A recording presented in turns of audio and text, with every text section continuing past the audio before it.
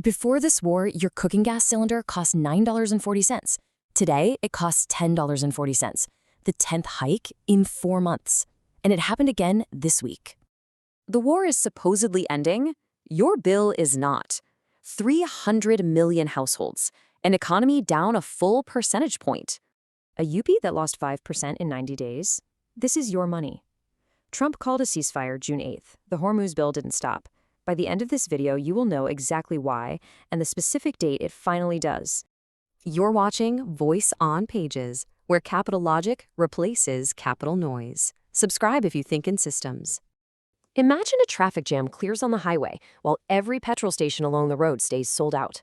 The road opens, but your price doesn't fall. That is the exact dynamic playing out on the water. Before the war, the Strait of Hormuz handled 130 daily ship transits. Right now, that volume sits at just 10 to 15. There have been 4 separate ceasefire announcements since this began, but Hormuz did not physically reopen after any of them. A signature on a desk doesn't immediately clear naval risks, so the physical pathway remains completely restricted. Take the April 8th ceasefire. Paper markets, where traders swap expectations, reacted instantly, with futures falling 15% down to $92. But the physical spot cargo, the actual barrels needed to run economies, held firm at $124. That is a massive $30 gap between what the paper expects and what physical reality demands. The 5th ceasefire was called on June 8th. Iranian missiles flew that exact same day. The physical choke point remained sealed. Near-term pricing reflects actual, logistical constraints on the water, not political timelines. Think about it like selling your flood insurance the week before a rain warning, just because your neighbor said the river looked calm. That is precisely what India did with Russian crude in early 2026.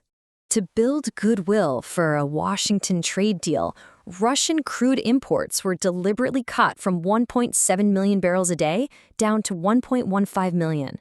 This geopolitical miscalculation pushed India's exposure to the Strait of Hormuz from 41% up to 52%. And that peak exposure level was hit right before the conflict erupted, leaving zero margin for error.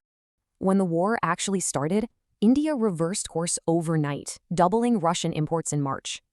In sheer volume, the supply was managed, but in price, every single barrel you rely on suddenly carried the global war premium.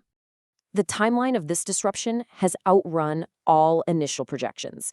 Trump originally projected a 4 to 5 week conflict, claiming on day 11 there was practically nothing left to target. We are now at day 101. The supply chain reality is stark. Qatar declared force majeure, taking 12.8 million tons of annual LNG capacity offline for 3 to 5 years. Kuwait's oil CEO has explicitly stated it will take up to 4 months to restore full Gulf production even after hostilities cease entirely. Before the recent retail hikes pass this burden directly onto your savings, oil marketing companies are losing $120 million per day at pre-hike prices. Capital doesn't follow safety. It follows logic over loyalty. So let's track your bills. Your cooking gas is up 10.4% since February, hiked 4 times. Your petrol saw its first hike in 4 years on May 15th.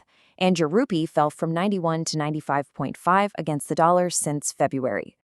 Your growth is taking a direct hit. Goldman Sachs cut India's 2026 forecast from 7% to 5.9%, and Moody's cut theirs from 6.8 to 6.0.